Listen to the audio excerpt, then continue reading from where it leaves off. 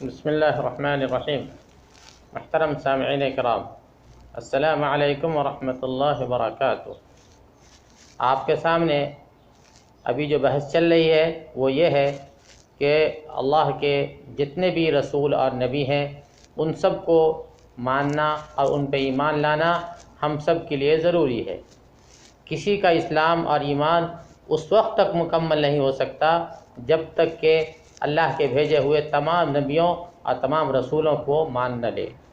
اس لیے ہم سب کے لیے تمام نبیوں اور رسولوں کو ماننا اور ان کو اللہ کا بھیجا ہوا تسلیم کرنا لازم اور ضروری ہے۔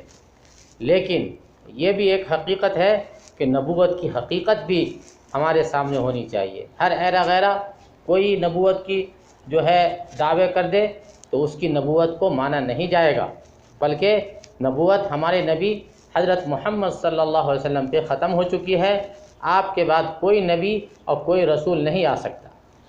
تو مؤلفین جو ہے نبوت کی حقیقت سے متعلق کچھ ضروری باتیں ابھی بیان کرنے جا رہے ہیں تاکہ ہمیں یہ معلوم ہو جائے کہ نبی جو ہوتے تھے وہ ان کے اندر کیا خصوصیات اور کیا صفات ہوتی تھی اور کس بنیاد پہ اللہ تعالیٰ نبیوں کو جو ہے بھیجا کرتے تھے، جن میں سے سب سے آخری نبی ہمارے نبی حضرت محمد صلی اللہ علیہ وسلم ہے، اور آپ کے بعد کوئی نبی کوئی رسول نہیں آ سکتا ہے۔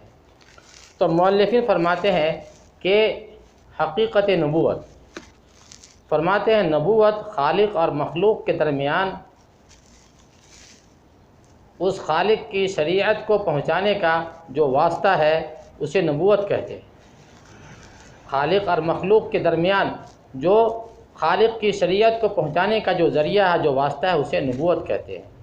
اللہ تعالیٰ اپنے بندوں میں سے جس پر چاہتا ہے اس کے ذریعے احسان فرماتا ہے، اور اپنی مخلوق میں سے جسے چاہتا ہے اس کے لیے منتخب فرما لیتا ہے۔ انتخاب کرنے کا یہ اختیار اللہ کے سوا کسی اور کو نہیں ہے، یعنی نبی بنانے کا اختیار صرف اللہ کو ہے۔ اللہ کے علاوہ کسی کے اندر یہ طاقت نہیں ہے کہ کسی کو نبی اور رسول بنا دے۔ چنانچہ اللہ تعالیٰ فرماتے ہیں اعوذ باللہ من الشیطان الرجیم اللہ یصطفی من الملائکۃ رسلا ومن الناس ان اللہ سمیع بصیر۔ ترجمہ: فرشتوں میں سے اور انسانوں میں سے پیغام پہنچانے والوں کو اللہ ہی چن لیتا ہے، بے شک اللہ تعالیٰ سننے والا دیکھنے والا ہے۔ دوسری بات کہ نبوت وہبی اور عطائی ہوتی ہے، یہ کسبی نہیں ہے، یہ کسی طریقے سے اپنی مرضی سے حاصل نہیں کی جا سکتی، بلکہ یہ جو ہے اللہ کی طرف سے دین ہوتا ہے کہ کوئی کثرت عبادت یا اطاعت سے اسے حاصل کر لے، یہ نہیں ہو سکتا کہ کوئی بہت عبادت کر کے چاہے کہ میں نبی بن جاؤں، نعوذ باللہ، تو یہ نہیں ہو سکتا، بلکہ نبی جو ہے یہ اللہ کی طرف سے نبوت کا جو ہے ایک عطا ہوتا ہے کہ اللہ تعالیٰ اپنی مرضی سے اپنی خوشی سے جو ہے جس کو چاہتے ہیں نبی بنا دیتے ہیں۔ چنانچہ مؤلف فرماتے ہیں کہ نبوت وہبی اور عطائی ہوتی ہے، کسبی نہیں۔ کثرت عبادت یا اطاعت سے اسے حاصل نہیں کیا جا سکتا، اور نہ ہی یہ نبی کے اختیار یا طلب کرنے سے ملتی ہے۔ کوئی نبی چاہے کہ مجھے اللہ نبی بنا دے، نبی بننے سے پہلے کوئی چاہے کہ مجھے نبی بنا دے، تو ایسا نہیں ہو سکتا۔ یہ تو ایک انتخاب ہے اور چناؤ ہے جو کہ صرف اللہ کی جانب سے ہی ہوتا ہے۔ اللہ تعالیٰ فرماتے ہیں اعوذ باللہ من الشیطان الرجیم اللہ یجتبی الیہ من یشاء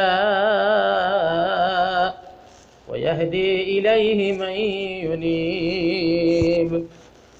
ترجمہ: اللہ تعالیٰ جسے چاہتا ہے اپنا برگزیدہ بناتا ہے، اور جو بھی اس کی طرف رجوع کرے وہ اس کی صحیح رہنمائی کرتا ہے۔